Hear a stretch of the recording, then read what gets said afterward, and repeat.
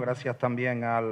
la Universidad de Salamanca, al Ayuntamiento de la ciudad, por esta invitación, por la organización de esta actividad en el marco del 25 aniversario de la creación del grupo, al que La Laguna, San Cristóbal de la Laguna, se incorpora con posterioridad al año 1999, pero un poco más tarde. Concretamente quiero recordar que en el año 2003, en el año 1999 es cuando la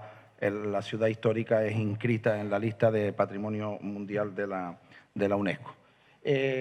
Yo creo que no voy a agotar los 10 minutos. Creo que los compañeros que me han precedido, además, bueno, pues ellos como responsables directos con la responsabilidad política. Yo trabajo en el área de patrimonio histórico, pero la responsable concejal del área de Hacienda, que además les envía un saludo, es también concejal de patrimonio histórico y de urbanismo, de ordenación del territorio, con lo cual confluyen en la responsabilidad política de la concejal algunos factores que tienen que ver con todo el debate que hemos estado desarrollando tanto ayer como hoy. Sin duda, también como se ha expresado, yo creo que para la gran mayoría, para todas las ciudades, hay un antes y un después, como se ha explicado, de la inscripción. Aunque en La Laguna en concreto, desde el año 1987 se había creado una concejalía de patrimonio histórico, la primera de Canarias y una de las primeras que se crean en el ámbito de todo el Estado, y a partir de ahí se desarrolla todo un trabajo que culmina, como digo, en el año 1999 con la inscripción. Les voy a poner algunas imágenes que tratan de nada más que de ilustrar un breve relato para situarnos un poco y conozcan algunos de los espacios de la ciudad, y después también pues voy a dar algunos datos que van en la misma línea de los que se han planteado de lo que significa los costes para el presupuesto municipal básicamente, y las necesidades que se derivan también de todo lo que significa la conservación del patrimonio o la conservación, básicamente en La Laguna, de la estructura urbana que mantiene desde el siglo XVI. Pues aquí en Salamanca están celebrando la conmemoración del 800 aniversario de la universidad. Pues fíjense, nosotros tenemos poco más de 500 años, ya que la ciudad se funda a partir de finales del siglo XV, 1496-97. Esta es la primera imagen que conocemos de la ciudad, el plano de Torriani, un genovés que manda Felipe II a las islas a hacer un plan sobre las fortificaciones y defensa, y prácticamente lo que es el conjunto histórico que hoy está inscrito como Patrimonio Mundial está inalterado. No existe esta laguna que da nombre posteriormente a la ciudad, porque inicialmente se llama Villa de San Cristóbal. No existe la laguna, que fue desecada a mitad del siglo XIX, y desde el convento de San Francisco del Cristo hasta el convento de Santo Domingo, en este triángulo, y hasta la iglesia de la Concepción, y lo vuelve a cerrar, hoy prácticamente la ciudad permanece en su estructura urbana inalterada. Una estructura urbana que alberga más de 600 ejemplares de arquitectura mudéjar de diversas tipologías, así como un considerable número de espacios religiosos como conventos, ermitas e iglesias. Llegaron a existir hasta 6 conventos, 4 de hombres, de frailes, y 2 de mujeres, y los 2 de mujeres, de religiosas, siguen existiendo además como conventos de clausura, Santa Clara y Santa Catalina.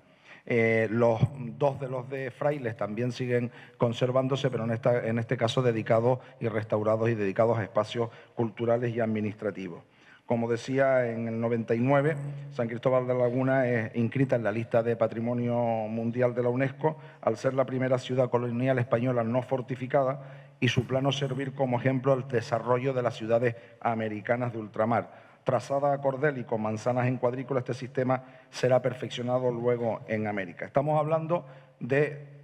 un conjunto histórico pequeño, 63 hectáreas. Antes lo inscrito, nos contaban esta mañana en Florencia, eran 505 hectáreas, y bueno, y eso está concentrado en lo que es la ciudad histórica. Una ciudad histórica que es además abierta, a diferencia del resto de prácticamente las ciudades que son patrimonio mundial o patrimonio de la humanidad en España. Esta singularidad de ciudad abierta y no fortificada pues es ese antecedente de las ciudades americanas y desarrolla el urbanismo de finales del siglo XV, principios del XVI en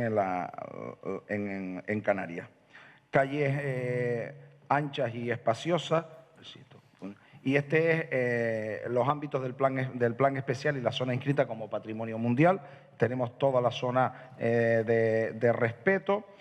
lo que conlleva la gestión del plan del conjunto histórico, que es la zona punteada, y la zona interior es lo que está inscrito en patrimonio mundial.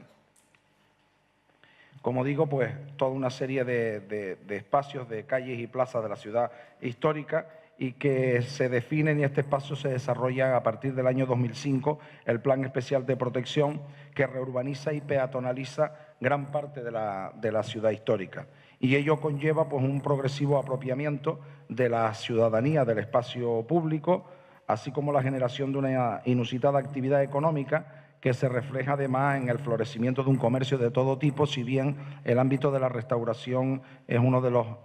que más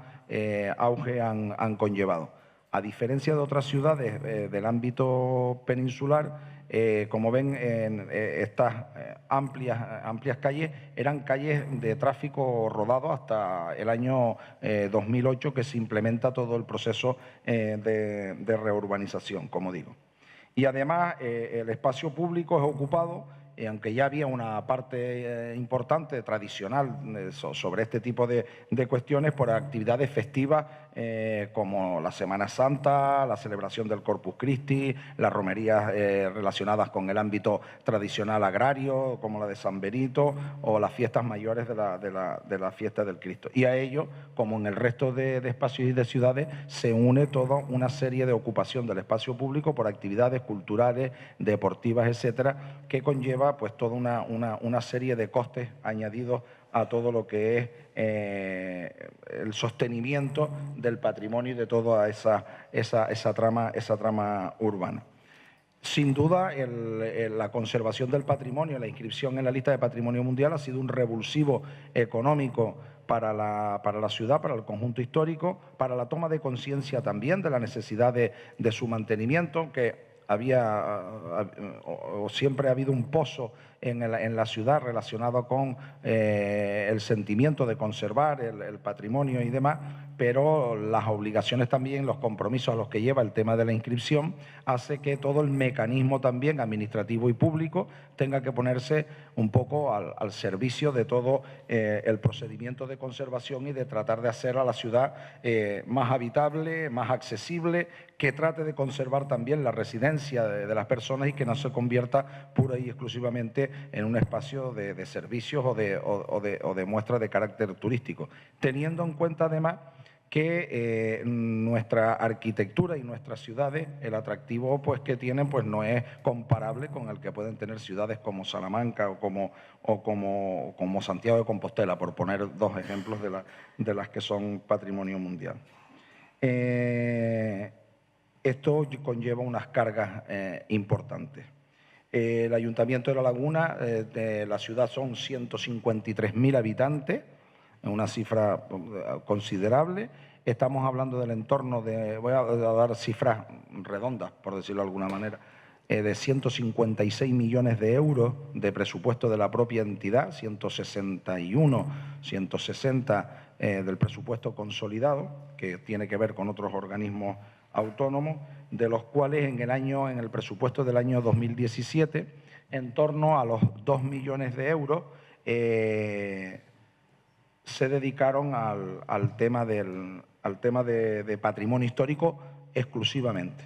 De ellos, en torno a 500.000 euros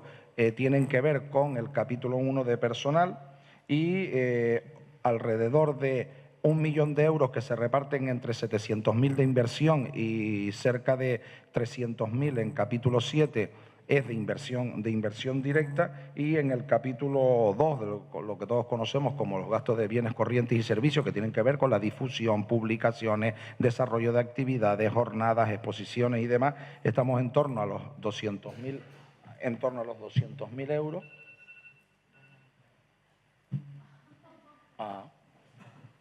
No sabía que me estaba avisando. Unos 130.000 euros en capítulo 4, que desarrolla también algunas actividades de subvención directa a entidades, colectivos y asociaciones que también tienen que ver con la conservación del patrimonio histórico. Pero es que además hay unos costes de carácter añadido que tienen que ver, por ejemplo, con lo que se estaba comentando antes, de dedicación de personal y de efectivos, por ejemplo, a el trabajo en patrimonio histórico. Está la gerencia de urbanismo, en donde reside la unidad de gestión del casco histórico, que es la que lleva todos los temas de carácter urbanístico, en el que trabajan directamente para los temas de patrimonio histórico hasta 7 personas. Además, en esa gerencia de urbanismo hay 8 inspectores urbanísticos que trabajan para todo el municipio, pero que también desarrollan la actividad de inspección en el casco histórico. Me acompaña otra persona que viene de La Laguna, que es Beatriz Simón, que es la jefa de la unidad de la gerencia de urbanismo, de patrimonio histórico y de inspección. Y todo esto pues, se suma a los costes, como estaba diciendo antes, que tienen que ver con el sostenimiento. En cuanto al IBI, al igual que otras ciudades, dejamos de percibir de un valor catastral en torno a 27 edificaciones que están exentas, que tienen un valor catastral en torno de los 10 millones de euros. Dejamos de ingresar por exención del IBI en torno a los 60.000 euros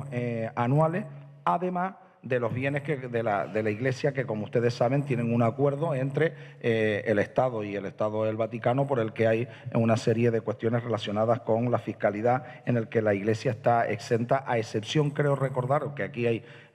mejores conocedores que yo de la Hacienda Municipal y de este tema, de aquellos bienes que tienen una actividad económica, si no me confundo. No se ha dado, por ejemplo, no hemos hablado, o no sé si otros compañeros lo van a comentar, otros costes añadidos que tienen que ver también, por ejemplo, con el tema de la policía local o la seguridad ciudadana. En La Laguna hay una unidad específica que se llama la unidad de peatonales, que son 7 agentes más un oficial que tienen un horario específico, pura y exclusivamente dedicados a la zona peatonal, sin vehículos, que tienen un horario de lunes a viernes de 7 a 22 horas en 2 turnos y sábados y domingos de 7 a 14, además de lo que significa pues también las necesidades de seguridad y de protección civil de todos y cada uno de los eventos que ya los otros compañeros también han relatado y que se desarrollan en el conjunto histórico. Este coste en el ámbito de la policía local pues son 243.000 euros en cifras redondas. En la sobrecoste de la limpieza, en La Laguna, que además también, como se decía, pues lleva una estructura de carácter específico, de colocación de contenedores a un horario determinado, a mano, recogida de los mismos después y demás. Estamos hablando de 1.034.000 euros anuales, unos 86.000 euros mensuales de sobrecoste de la recogida de residuos sólidos. Todo esto, como se comprenderá, pues es la parte más árida de lo que significa la gestión del ámbito municipal o el ámbito hacendístico, que necesita recaudar y tener fondos para poder desarrollar las políticas de conservación y de rehabilitación del patrimonio o las políticas de difusión que los otros concejales desarrollan. Muchísimas gracias.